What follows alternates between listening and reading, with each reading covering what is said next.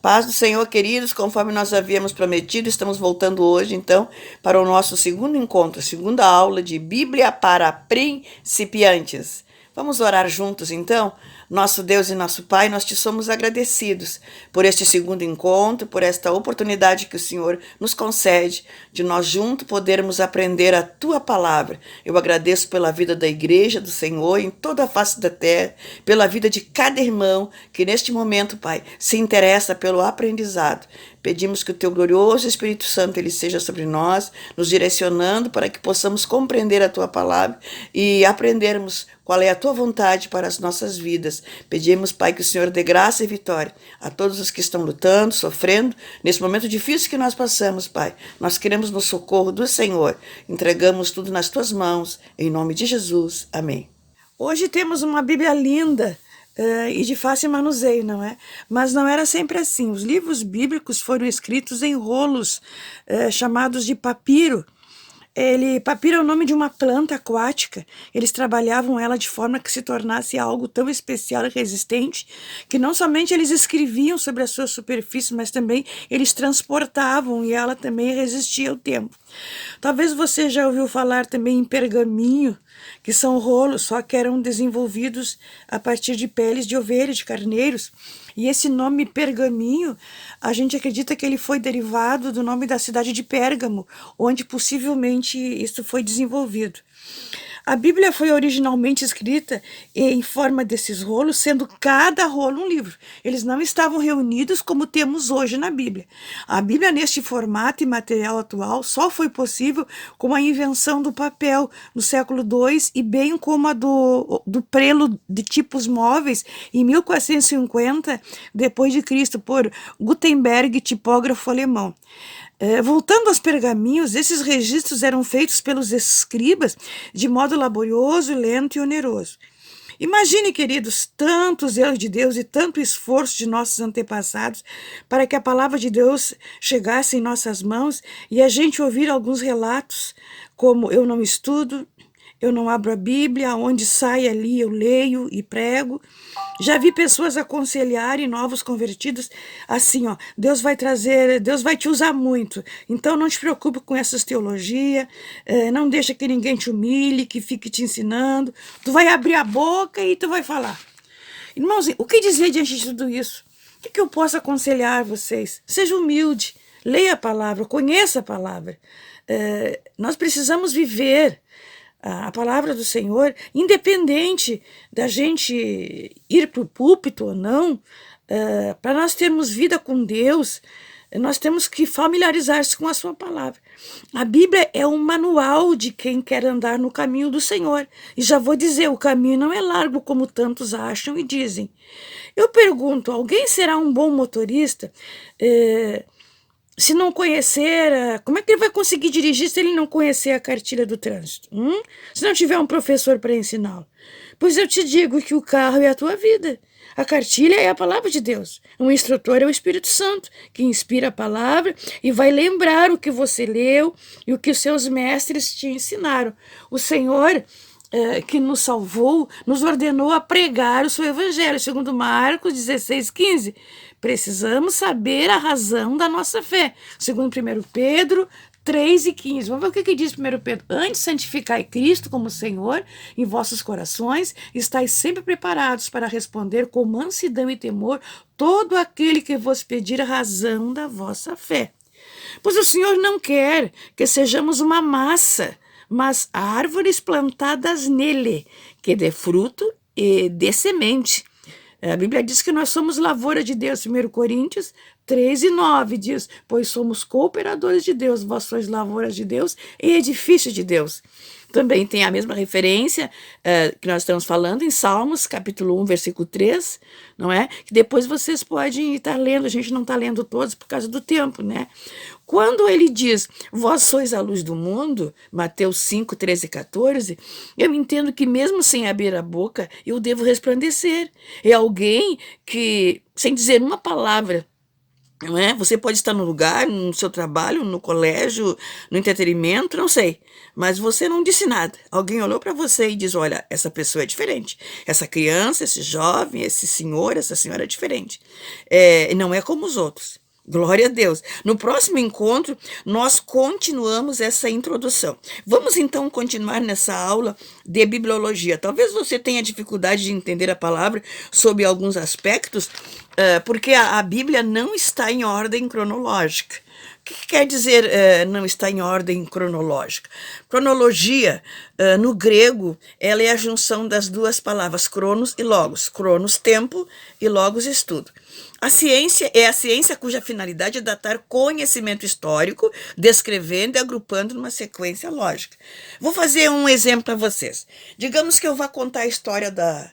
Vou escrever um livro sobre uma semana dos acontecimentos da minha igreja, tá? Digamos, segunda-feira tem ensaio do coral. Então eu vou pegar esse livro, não é? Na ordem cronológica, eu vou relatar o que aconteceu segunda-feira. Aí depois eu vou relatar a terça-feira. Ah, teve culto de oração, né? Depois teve a doutrina. A quarta-feira, teve o círculo de oração. A quinta-feira nós tivemos um culto público, fulano pregou, tantã. Sexta-feira foi o culto de evangelismo, não dirigiu o culto, o outro pregou, o outro cantou. Sábado foi o ensaio dos jovens, depois teve a oração dos jovens, depois teve o culto dos jovens. Isso seria o relato da semana em ordem cronológica. Mas digamos que eu queira pegar esse meu livro, eu vou fazer o mesmo relato, mas dividindo ele por assuntos. Então a primeira coisa vai ser a oração. Então eu vou relatar a oração, contando o que aconteceu domingo, terça e sábado. E depois eu vou pegar, agora vamos passar para o ensaio. Aí eu vou colocar nesse livro, na sequência, o que aconteceu segunda e sábado. Agora nós vamos falar sobre ensino. Então eu vou colocar o que aconteceu domingo, na EBD, e terça-feira, no culto de ensinamento. Então isso seria... Quando eu divido eu conto o mesmo assunto, um em ordem cronológica e o outro dividido por assunto. A gente, enquanto não sabe disso, fica meio confuso, não é? Por exemplo, você pega a Bíblia, eu vou dar um exemplo. Você acha Jó, é o 18º do Antigo Testamento. Mas, segundo os estudiosos, esse relato é do tempo de Abraão, pois o fato dele oferecer sacrifício pelos pecados de seus filhos, entendemos que viveu na época patriarcal. Outro exemplo é o livro de Neemias, ele é o 16º, quando devia estar com o livro de Malaquias, pois encerra a história do povo de Israel no Antigo Testamento, né? É porque a Bíblia não está em ordem cronológica, ela foi dividida por assuntos. Esse é o motivo, ela foi dividida por assuntos. Lembrem do exemplo que dei sobre o relato das atividades semanais da igreja. Se você não conseguiu entender, ouça de novo a aula. Na medida que nós fomos avançando nesse aprendizado, você vai ver que vai ficando mais claro. Outra coisa que eu queria explicar, quando você estiver lendo algum livro sobre qualquer relato que você estiver lendo, pode ser do ensino secular, e você encontrar assim, AC, A.C. ou D.C. Quer dizer, o AC antes de Cristo e o DC depois de Cristo. Se você encontrar, por exemplo, um relato, você está lendo uma revista da Escola Dominical e você encontrar ali, AT, esse registro se encontra esse livro encontra no AT ou no NT. O A.T quer dizer Antigo Testamento. O N.T quer dizer Novo Testamento.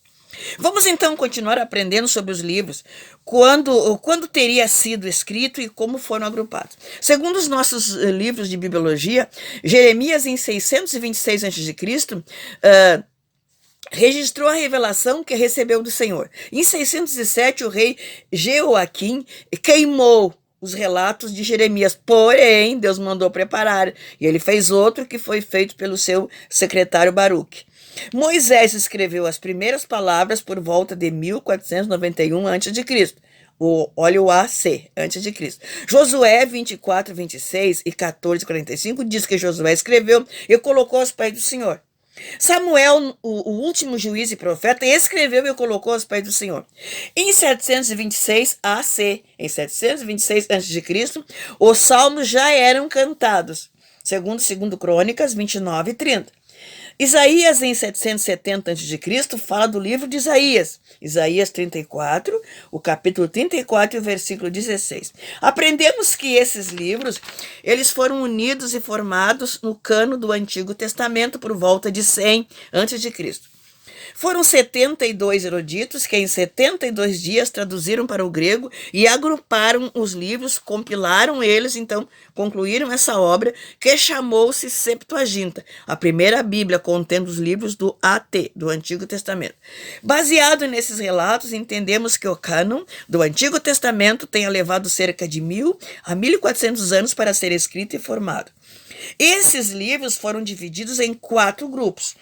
Primeiro grupo, o da lei, né, que é os do Pentateuco. Quando você vê alguém falando em Pentateuco, é os livros que foram escritos por Moisés, que é Gênesis, Êxodo, Levítico, Números e Deuteronômio.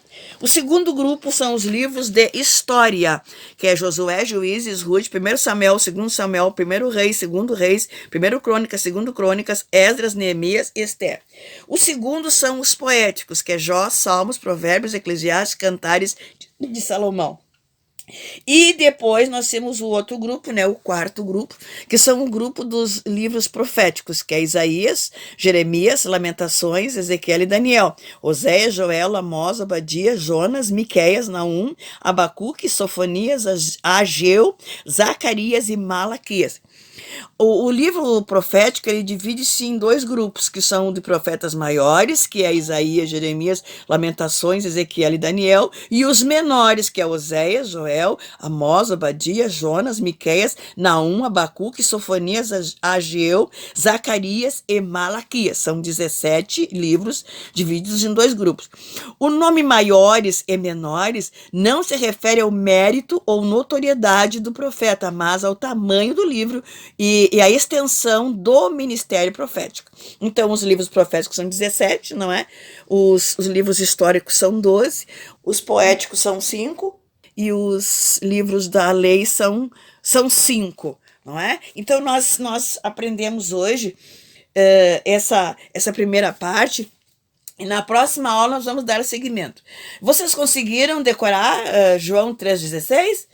Na Bíblia, quando você achar o livro, você tem o nome do livro e depois o número grande é o capítulo e o número pequeno são versículos. Vamos dizer juntos então, João 3,16? Porque Deus amou o mundo de tal maneira que deu o seu Filho unigênito para que todo aquele que nele crê não pereça, mas tenha a vida eterna. Então a Bíblia, como eu havia perguntado, aquelas 3 perguntas, tem 66 livros, 27 no Novo e 39 no Velho Testamento.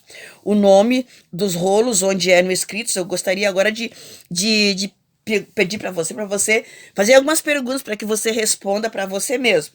A primeira, o nome dos rolos onde eram escritos os livros. O nome dos rolos onde eram escritos os livros. A outra pergunta, o nome da primeira Bíblia contendo apenas o Antigo Testamento. O nome da primeira Bíblia contendo apenas os livros do Antigo Testamento. E a terceira pergunta, em quantos grupos se divide o Antigo Testamento? Em quantos grupos se divide o Antigo Testamento? Muito obrigada pela atenção e pelo esforço. Deus abençoe. Vamos orar juntos agora, então, em nome de Jesus. Pai nosso que estás no céu, nós te adoramos neste momento, porque o Senhor enviou o seu Filho, que morreu por nós e que nos salvou. Adoramos a Ti porque nós habitamos contigo. A Tua palavra diz que o Senhor nos tirou do reino das trevas e nos transportou para o reino da Sua maravilhosa luz. Obrigada pela salvação das nossas almas, pela pessoa de Jesus Cristo, Teu único Filho que morreu e que ressuscitou. Obrigada pelo poder da Tua palavra, que é norma de vida. Obrigada pelo Espírito Santo que vivifica a palavra, que nos lembra a palavra e que nos ajuda a viver em santidade.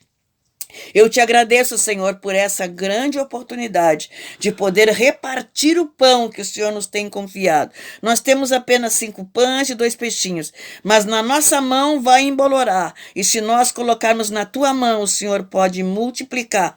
Que muitas pessoas, muitos irmãos e irmãs aprendam a tua palavra, que surja muitos pregadores que possam pregar o evangelho do reino do Senhor. Obrigada pela igreja missionária, pela igreja perseguida. Nós oramos, Pai, pela igreja do Senhor em toda a face da terra, pelos irmãos que estão doentes, problemas financeiros, familiares e ministeriais. Oramos pela salvação de almas, por aqueles que ainda não conheceram o Senhor, por aqueles que estão nos presídios, nos hospitais, nos manicômios, nos asilos, aonde tem alguém, Pai, quem sabe em casa de menores infratores, que a tua mão poderosa venha enviar a salvação. Eu oro pelas famílias, pelas crianças, adolescentes, jovens e casais, que nós possamos ser instrumento de bênção na vida dessas pessoas, desses irmãos. Pai, que o Senhor possa levantar futuros pregadores que tenham conhecimento da palavra e zelo para viver na santidade do Senhor. Oramos pelas autoridades militares, civis e eclesiásticas. Oramos pelo poder legislativo, executivo e judiciário. Senhor, envia, Pai, nesta noite, neste dia, Pai, a tua presença e a tua misericórdia direcionando os passos da nossa nação e repreendendo toda a obra das trevas. Oramos, Pai, com respeito a esta peste, para que o Senhor nos livre desta enfermidade, para que o Senhor nos livre desse mal. Abençoa os médicos, abençoa os profissionais das pesquisas, os cientistas, abençoa a tua igreja, levante uma igreja limpa, restaurada, humilde, Pai, e cheia do teu Espírito Santo. É no nome de Jesus que nós oramos e declaramos, junto com a igreja do Senhor, vidas abençoadas e restauradas para a glória do nome do Senhor. Deus abençoe. Até a próxima, em nome de Jesus. Um beijo com todo o afeto cristão. Que Jesus te abençoe.